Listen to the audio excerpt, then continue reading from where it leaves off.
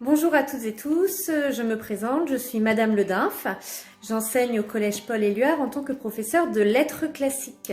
Ça veut donc dire que j'enseigne le français, le latin et parfois le grec aussi quand l'occasion se présente.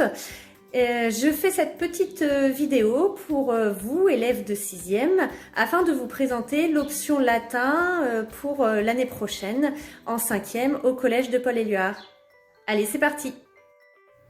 Avant toute chose, le latin, c'est une option. Cela signifie que vous n'êtes pas obligé de vous inscrire en latin. C'est vous qui choisissez si vous voulez suivre ce cours ou pas. Attention, en revanche, dès que vous êtes inscrit, c'est une inscription pour 3 ans. La 5e, la 4e et l'année de 3e.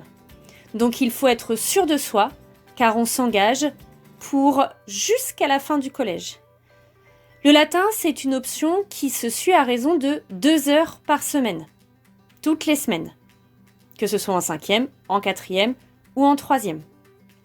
Les horaires peuvent varier d'une année à l'autre, ils peuvent être à la première heure de la matinée, à la dernière heure de l'après-midi, mais parfois aussi à la dernière heure de la matinée ou à la première heure de l'après-midi. Cela dépend. Il faut savoir que lorsque vous passerez le brevet à la fin de votre année de 3e, le latin vous apporte des points en plus, jusqu'à 20 points supplémentaires. Il faut y réfléchir, ça peut valoir le coup. Savez-vous ce que l'on étudie en latin ? Eh bien, on étudie un certain nombre de textes, des éléments de la civilisation. On apprend aussi la langue latine, la grammaire, du vocabulaire. On peut étudier aussi des œuvres d'art. En fait, c'est un cours où on fait un petit peu de tout. Normalement, en 6e, vous avez eu l'occasion d'étudier quelques textes issus de l'Antiquité. Vous avez peut-être déjà entendu parler d'Homère, qui a écrit l'Odyssée, ou de Virgile, qui a écrit l'Énéide, ou peut-être d'Ovide encore, celui qui a écrit les Métamorphoses. Ça vous permet de découvrir des textes de l'Antiquité, de découvrir aussi l'histoire, la géographie liée à Rome et à l'Italie, de mieux comprendre la civilisation romaine, comment vivaient les Romains, comment ils s'habillaient, est-ce qu'ils allaient à l'école, que mangeaient-ils, que faisaient-ils de leur journée. Comme je vous le disais, le latin, c'est aussi un moyen de découvrir la langue latine, c'est-à-dire la grammaire. Comment est-ce qu'on parlait le latin ? Comment est-ce qu'on écrivait le latin ? Or, vous le savez peut-être, le français est une langue latine, c'est-à-dire que notre langue vient directement du latin. On estime que 80 à 85% des mots que nous parlons aujourd'hui viennent directement du latin. Donc, quand on étudie le latin, on devient meilleur en français, on comprend mieux l'origine des mots, on fait souvent moins de fautes d'orthographe. Ça peut aussi aider pour d'autres langues, comme l'espagnol, parce que l'espagnol, c'est aussi une langue latine, une langue qui vient directement du latin. On apprendra aussi l'histoire de Rome. En 5e, on étudiera les rois, en 4e, la République, et en 3e, l'Empire. C'est là qu'on rencontrera de grands personnages, comme Jules César. On étudiera aussi la mythologie, les dieux, les héros, la vie quotidienne, on en parlait tout à l'heure. Et puis, de temps en temps, on pourra aussi étudier des œuvres d'art, que ce soit des tableaux, des films, des sculptures qui nous viennent de l'Antiquité ou plus modernes. C'est donc en fait une toute nouvelle civilisation que vous allez pouvoir découvrir ou approfondir et surtout qui va vous permettre de mieux comprendre le monde dans lequel vous vivez. Parce que notre monde moderne a beaucoup emprunté à l'Antiquité. Connaître le latin, c'est aussi devenir un meilleur citoyen. Parce que la République française dans laquelle nous vivons, c'est un système qui est directement inspiré de la République romaine. Et puis, je ne sais pas si vous avez déjà une idée de ce que vous voudriez faire plus tard comme métier ou comme étude, mais vous verrez que le latin vous servira dans plein de domaines.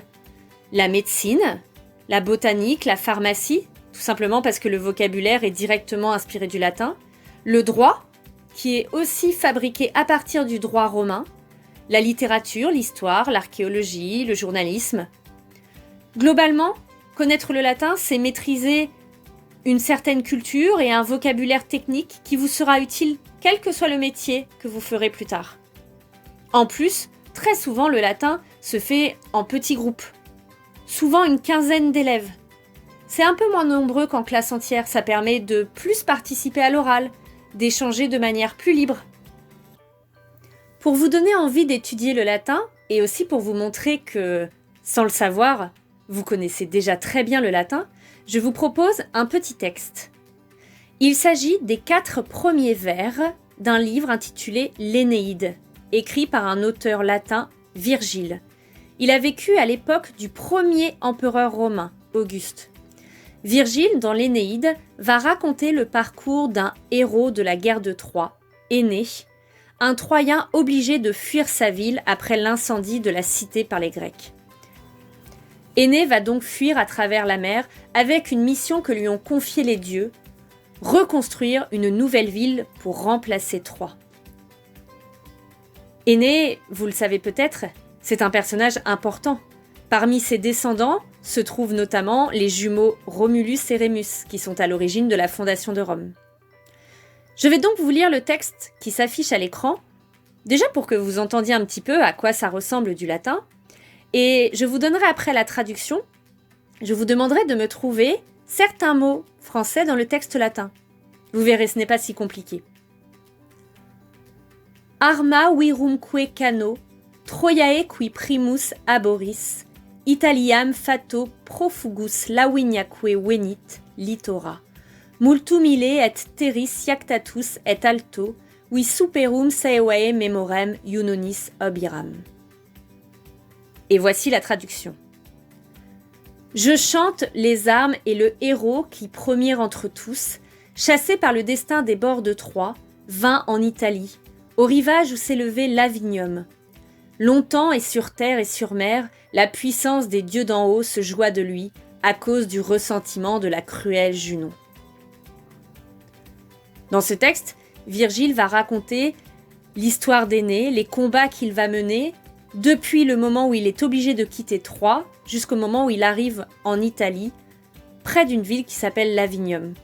Son voyage va durer plusieurs années, parce que les dieux de l'Olympe mettent Énée à rude épreuve, et notamment Junon, que vous connaissez peut-être sous son nom grec, Héra. Alors, je vous représente les deux textes, le texte latin, le texte français, et je vous demande de me trouver un certain nombre de mots. Par exemple, au début, vous avez le mot « arme » en français. À votre avis, à quel mot cela correspond en latin ? Ne cherchez pas trop longtemps, c'est facile, c'est au début du texte. Oui, c'est ça, c'est « arma ». Et est-ce que vous pouvez trouver le mot qui correspond à la ville de Troie ? C'est un nom propre. Cherchez un mot avec une majuscule. Avez-vous trouvé ? C'est au début aussi, oui, c'est Troiae. Vous avez reconnu, je pense, aussi Italiam pour Italie, et puis Laviniaque pour la ville de Lavinium. Un autre ? Allez, je suis sûre que vous pouvez le trouver aussi, celui-là. Dans le texte français, plutôt au début, nous avons le mot « premier ». Quel mot latin peut vouloir dire « premier » ? Ouais, c'est ça, c'est « primus ». Toujours dans le premier vers. Allez, un dernier pour terminer.